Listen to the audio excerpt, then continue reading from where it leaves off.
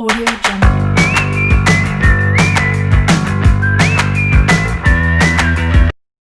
Hari Pendidikan Nasional diperingati setiap tanggal 2 Mei sebagai bentuk ungkapan syukur kita sebagai putra-putri bangsa Indonesia yang kini telah bebas menikmati indahnya pendidikan di negeri ini.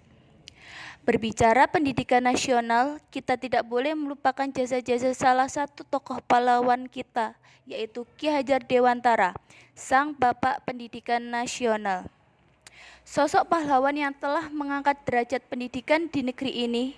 Nah, agar lebih mengenal sosok Ki Hajar Dewantara, simak terus video ini. Ki Hajar Dewantara lahir pada tanggal 2 Mei 1889 dari keluarga Keraton Yogyakarta, yaitu dari keluarga Kipaten Paku Alaman dengan nama Raden Mas Suwardi Suryaningrat.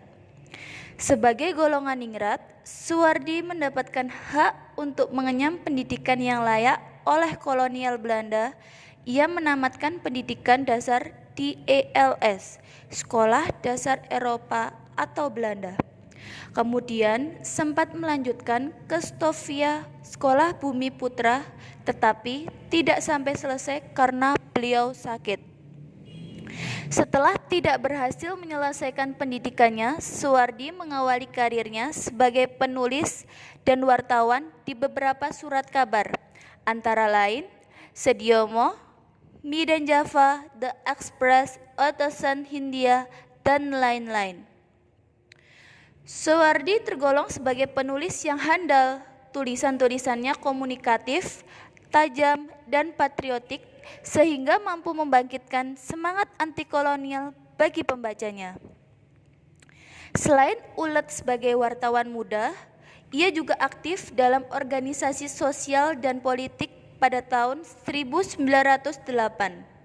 Beliau bergabung dengan organisasi Budi Utomo bersama Dowes Dekker dan Dr. Cipto Mangunkusumo yang kemudian dikenal sebagai Tiga Serangkai. Ia mendirikan Inders Partits yang merupakan partai politik utama yang beraliran nasionalis. Namun, partai tersebut tidak mendapatkan badan hukum dari pemerintahan kolonial Belanda karena dianggap dapat membangkitkan dan menentang kolonial Belanda.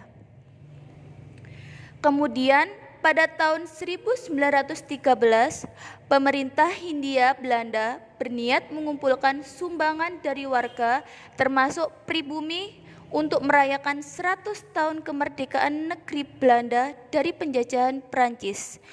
Hal itu menimbulkan reaksi kritis dari kalangan nasionalis termasuk Suwardi. Suwardi melancarkan kritikannya melalui salah satu tulisan yang cukup terkenal, yaitu Als ik een Nederlander was, yang berarti andai aku seorang Belanda. Tulisan beliau ini dimuat dalam surat kabar Ekspres tahun 1913. Sekiranya aku seorang Belanda, aku tidak akan menyelenggarakan pesta-pesta kemerdekaan di negeri yang telah kita rampas sendiri kemerdekaannya.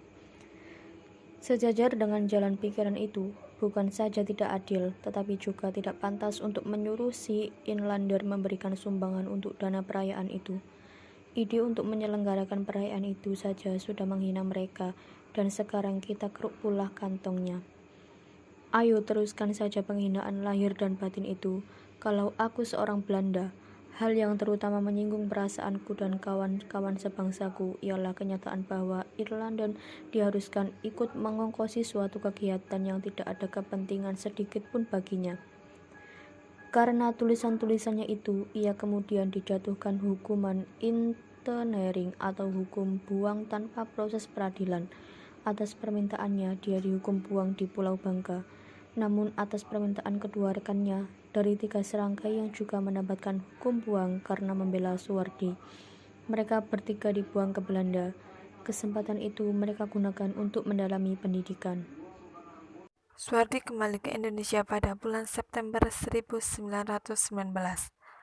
Pada pengalaman mengajar yang ia peroleh, kemudian ia gunakan untuk mengembangkan konsep mengajar bagi sekolah yang ia dirikan pada tanggal 3 Juli 1922, yaitu perguruan taman siswa.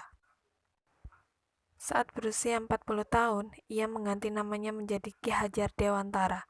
Ia tidak lagi menggunakan gelar kebangsawan di depan namanya. Hal ini dimaksudnya supaya ia dapat bebas dekat dengan rakyat baik secara fisik maupun jiwa.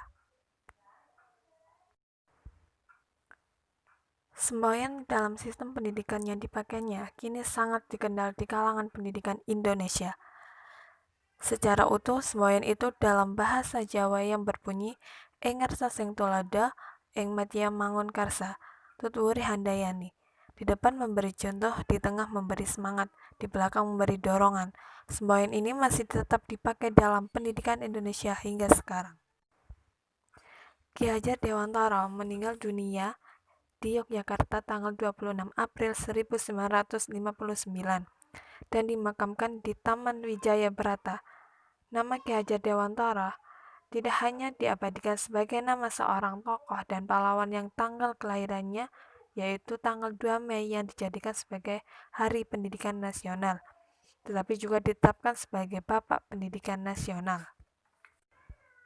Nama Ki Hajar Dewantara juga diabadikan sebagai salah satu sebuah kapal perang di Indonesia, yaitu KRI Ki Hajar Dewantara, dan potret dirinya juga diabadikan pada uang kertas Rp20.000 edisi 1998. Kesimpulannya, Ki Hajar Dewantara merupakan salah satu tokoh pahlawan Indonesia yang memperjuangkan pendidikan di Indonesia. Teladan yang harus kita teladani dalam perjuangan Ki Hajar Dewantara yaitu yang pertama, kita harus tekun belajar dalam keadaan apapun. Yang kedua, kita tidak boleh terpuruk dalam kegagalan. Yang ketiga, aktif dalam berorganisasi dan bermasyarakat. Yang keempat, pandai memanfaatkan situasi untuk mencari peluang. Dan yang kelima, menerapkan